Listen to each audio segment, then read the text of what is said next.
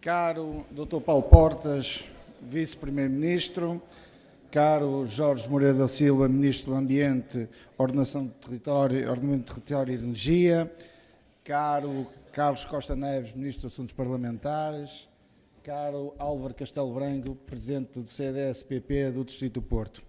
Bem-vindos a todos a estas jornadas de abertura Portugal Caminhos do Futuro.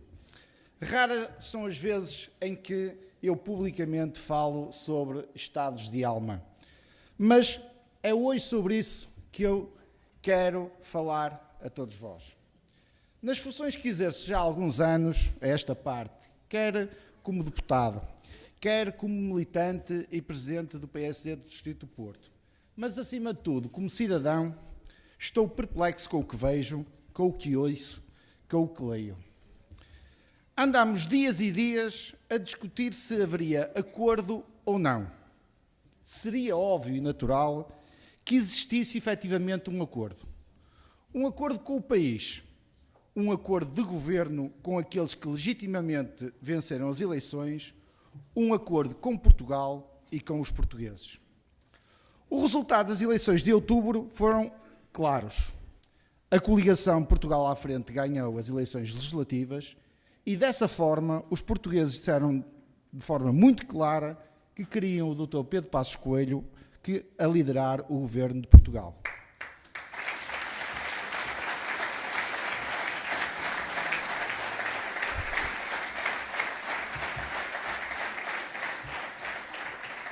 Esta é a verdadeira coligação e que, repita-se, é a única que venceu as eleições e é também a única que sabe o caminho a seguir. É a única que sabe os compromissos que tem de continuar. É a única que, sobretudo, sabe qual o caminho que levou a que ultrapassássemos a maior e mais grave crise financeira e económica que temos memória.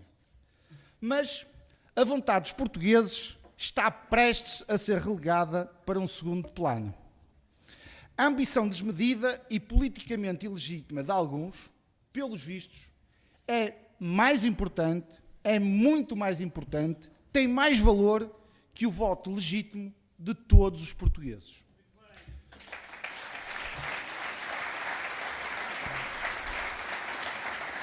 Penso que todos temos a obrigação de pedir bem alto respeito. Respeito pelas escolhas dos portugueses. Respeito pelos resultados eleitorais. Respeito pela nossa história. Respeito pelo presente, mas, acima de tudo, respeito pelo futuro do nosso país. A cega ambição do poder de alguns, aliado a um populismo que todos sabemos que não é execuível, podem, infelizmente, fazer-nos regressar rapidamente ao passado. Esta atual cega ambição pelo poder de alguns tem ainda particularidades adversas. Quem perdeu as eleições não hesitou em fazer alianças com partidos cuja metodologia pragmática e visão que tem para a sociedade é oposta àquela a que o próprio Partido Socialista tem. Este parece ser o tempo do vale tudo. Este parece ser o tempo de hipotecar tudo. Este parece ser o tempo de prometer tudo a todos, de não olhar a meios para atingir o poder. Este parece ser o tempo da pouca vergonha total. Mas não nos iludamos com aquilo que parece. Aqueles que afirmam que isto é democracia, nós respondemos que isto não é democracia.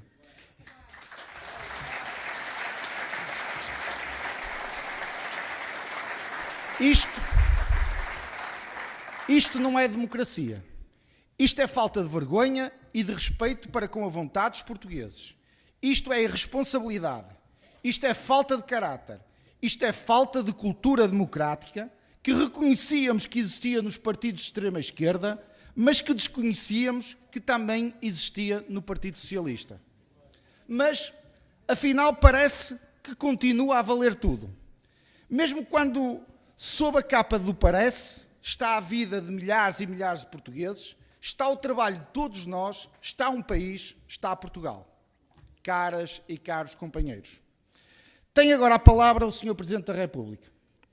Todos temos o dever e ter o sentido de responsabilidade para deixar... O que é que eu disse? Ah, sim. Tenho a palavra, não é aqui?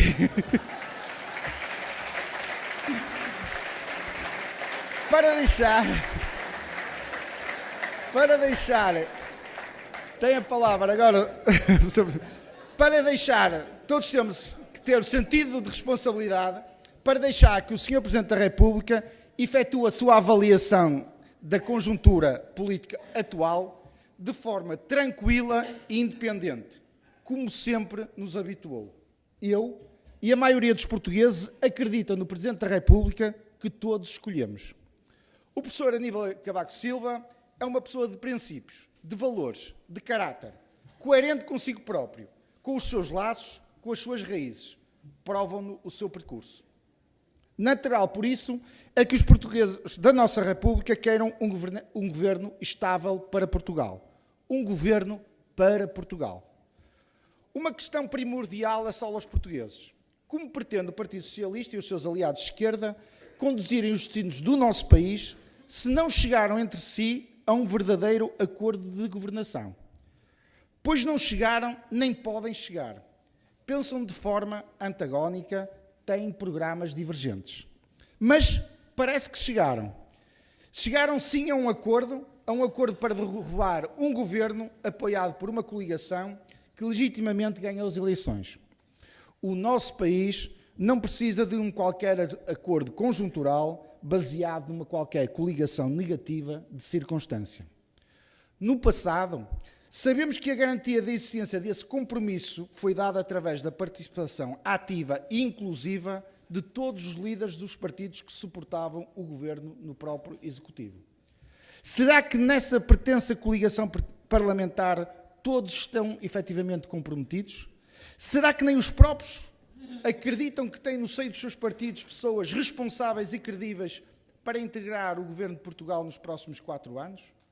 Mas o que transparece a todos nós é que o único aspecto que os une é a vontade negativa de derrubar o governo.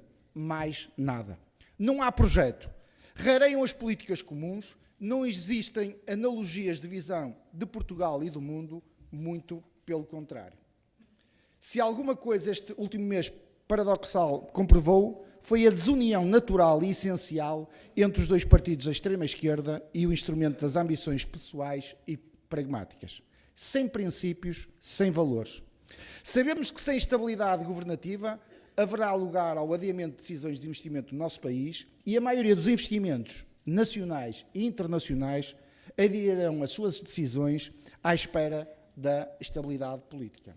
Isso, obviamente, terá consequências ao nível do trabalho a criar e ao nível do caminho até então percorrido.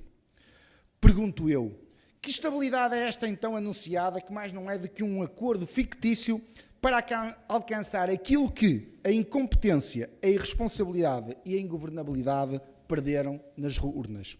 Caras e caros amigos. Termino dizendo que, perante tamanha desfaçatez democrática, a nossa resposta tem que continuar a ser a de sempre. Acima de tudo, Portugal. Temos que continuar a lutar por um futuro coletivo melhor, sempre alavancados na força e na convicção das nossas ideias e no nosso sentido de Estado. Ser social-democrata é ter raízes, valores, perseverança. Temos que dizer bem alto que não queremos um governo de fachada. Queremos um governo legitimado pelo voto, vencedor. Queremos um só caminho, um caminho com futuro. Viva Portugal!